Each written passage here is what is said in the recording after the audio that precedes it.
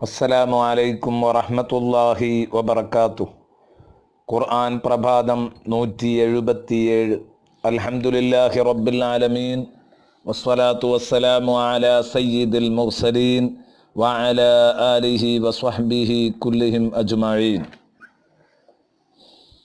ബിസ്മില്ലാഹിർ റഹ്മാനിർ റഹീം. بل تؤثرون الحياة الدنيا والآخرة خير وأبقى إن هذا لفي الصحف الأولى صحف إبراهيم وموسى صدق الله مولانا العظيم. പ്രിയപ്പെട്ട സുഹൃത്തുക്കളെ, കുറേയായി നാം തുടങ്ങിവച്ച സൂറത്തുൽ അഅല ഇന്ന് അതിൻ്റെ ചർച്ച സമാപിക്കുകയാണ്. കഴിഞ്ഞ ക്ലാസ്സിൽ നാം പറഞ്ഞത് ഖദ് അഫ്ലഹ മൻ തസക്ക വദക്കറ സ്മ റബ്ബിഹി ഫസ്വല്ല. സ്വർഗം നേടി വിജയിക്കാൻ കഴിയുന്നത് ആർക്കാണ്? സ്വയം ആത്മവിശുദ്ധി ഉറപ്പുവരുത്തുകയും അള്ളാഹുവിൻ്റെ നാമം ചൊല്ലുകയും നിസ്കരിക്കുകയും ചെയ്തവരാണ്. അല്ലെങ്കിൽ സാമ്പത്തിക ശാരീരിക സന്നദ്ധത ആരിലാണോ പൂർണ്ണമായി നിൽക്കുന്നത് അവർക്ക് മാത്രമാണ് രക്ഷപ്പെടാൻ സാധിക്കുന്നത് എന്നർത്ഥം.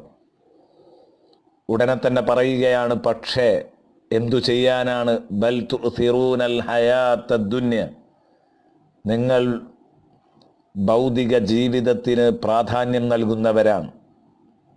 ക്ഷണികമായ ഭൗതിക ജീവിതത്തിന് പ്രാധാന്യം നൽകുന്നു. അത് നേടാൻ വേണ്ടി പെടാപാടുപെടുന്ന ചിത്രമാണ് കാണാൻ കഴിയുന്നത്. ഈ പറഞ്ഞത് ഉറച്ച സത്യനിഷേധികളോടാവാം. ബഹുമാനപ്പെട്ട തഫ്സീർ ഗ്രന്ഥങ്ങൾ പഠിപ്പിക്കുന്നു, വൽ ഖിത്വാബു ഇമ്മാ ലിൽ കഫറ.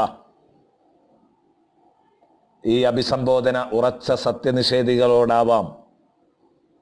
അങ്ങനെയാണെങ്കിൽ നിങ്ങൾ ഭൗതിക ജീവിതത്തിന് പ്രാധാന്യം നൽകുന്നു, അതിനെ തിരഞ്ഞെടുക്കുന്നു എന്ന് പറഞ്ഞതിൻ്റെ അർത്ഥം ദുന്യാവുമായി ബന്ധപ്പെട്ട് ആഖിറത്തെ പാടെ മറന്നു കളയുന്നതിനെ കുറിച്ചാണ് ആ പറഞ്ഞത്.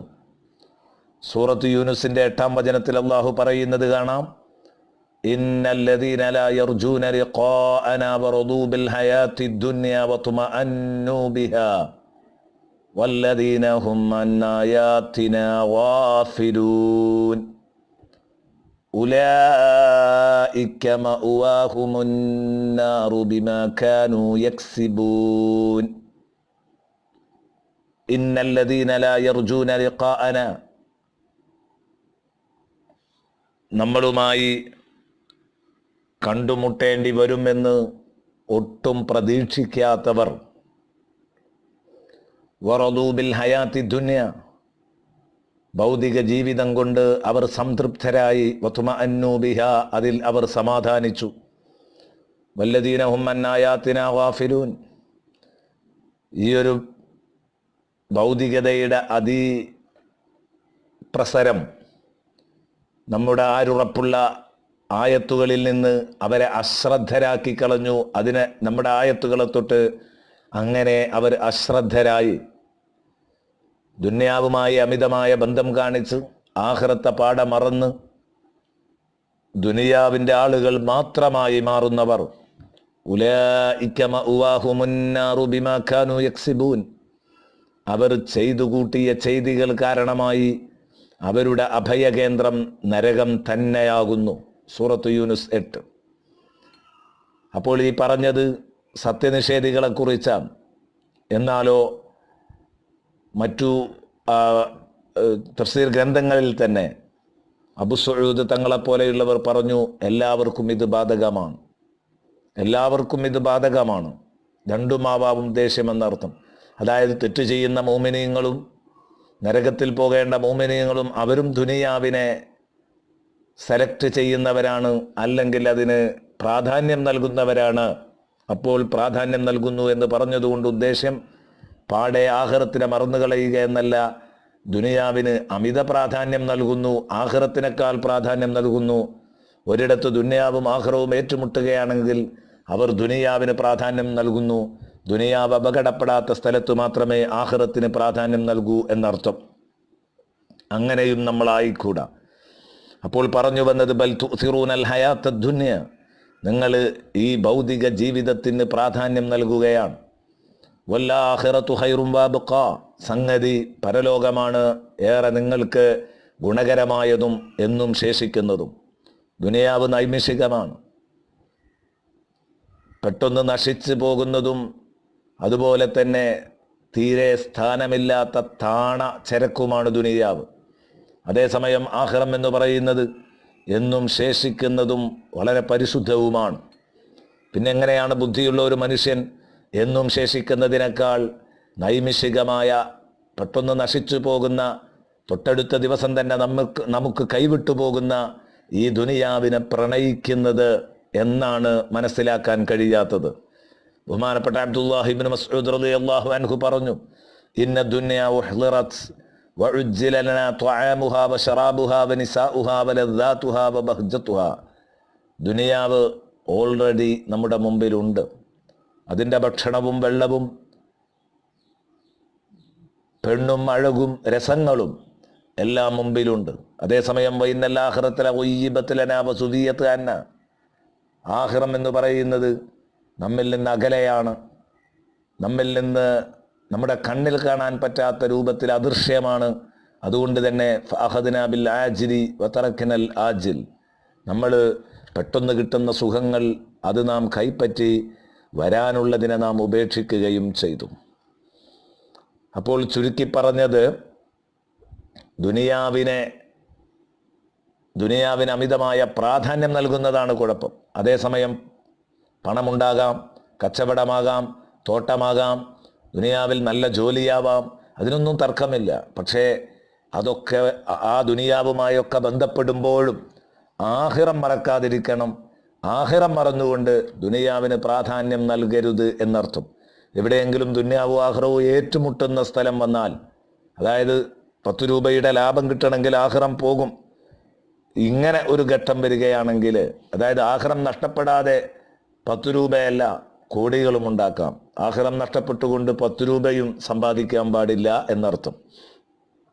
എന്നിട്ട് പറഞ്ഞു, ഇന്ന ഹാദാ ലഫി സുഹുഫിൽ ഊല സുഹുഫി ഇബ്രാഹീമ വ മൂസ, തീർച്ചയായിട്ടും ഇപ്പറഞ്ഞ സത്യം, ഖദ് അഫ്ലഹ മൻ തസക്ക വദക്കറ സ്മ റബ്ബിഹി ഫസ്വല്ല ബൽ തുസിറൂനൽ ഹയാത്തദ് ദുനിയ വൽ ആഖിറതു ഖൈറും വഅബ്ഖാ ഇന്ന ഹാദാ ലഫി സുഹുഫിൽ ഊല.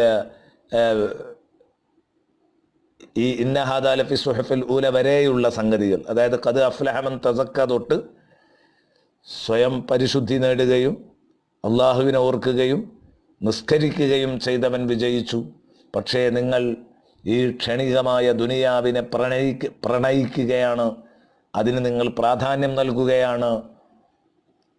സത്യത്തിൽ പരലോകമാണ് നിങ്ങൾക്കേറെ ഹൈറായതും എന്നും ശേഷിക്കുന്നതുമായ നിഅ്മത്ത് എന്ന് പറഞ്ഞ ഈ പൊതു ആശയമുണ്ടല്ലോ, ഈ ആശയം ഇന്ന ഹാദാ ലഫി സുഹുഫിൽ ഊല, തീർച്ചയായും ഇത് മുൻകഴിഞ്ഞ കിതാബുകളിലൊക്കെ ഉണ്ട്.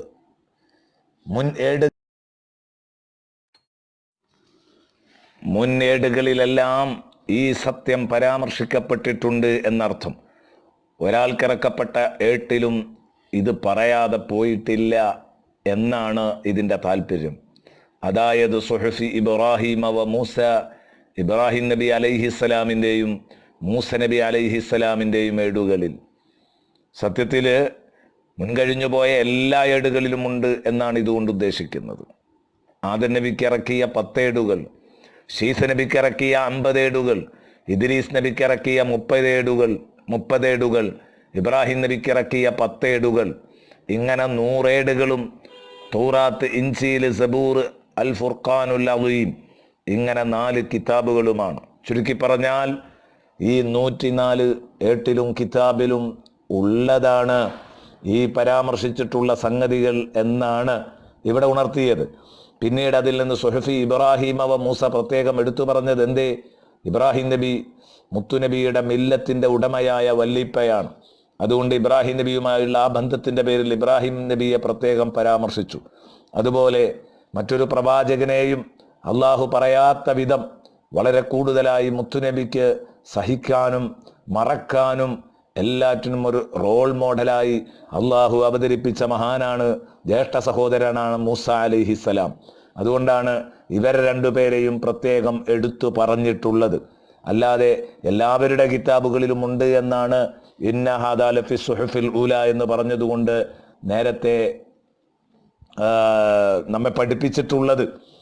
പിന്നീട് ഇതിൽ നിന്ന് പ്രത്യേകം ഇത് എടുത്തു പറയാനുള്ള കാരണം ഇതാണ്: എല്ലാ ആളുകൾക്കും പരലോകമാണ് ഖൈറ്, പരലോകമാണ് എന്നും ശേഷിക്കുന്നത്. പക്ഷേ നിങ്ങൾ ദുനിയാവിന് അമിതമായ പ്രാധാന്യം നൽകുന്നു. മനസ്സിനെ സംസ്കരിക്കണം, നിസ്കരിക്കണം, അള്ളാഹുവിനെ ഓർക്കണം. ഈ ഉപദേശം കൊടുക്കാതെ ഒരൊറ്റ കൗമും ഇവിടെ കടന്നുപോയിട്ടില്ല എന്നർത്ഥം. അള്ളാഹു അവനെ മനസ്സിലാക്കി അവനെ ആരാധിച്ച് ഹൃദയം ശുദ്ധീകരിച്ച് സ്വർഗം നേടുന്നവരുടെ കൂട്ടത്തിൽ നമ്മെ ഉൾപ്പെടുത്തട്ടെ. ആമീൻ എന്ന് ദുആ ചെയ്യുന്നു. അസ്സലാമു അലൈക്കും വറഹ്മത്തുള്ളാഹി വബറകാതുഹു.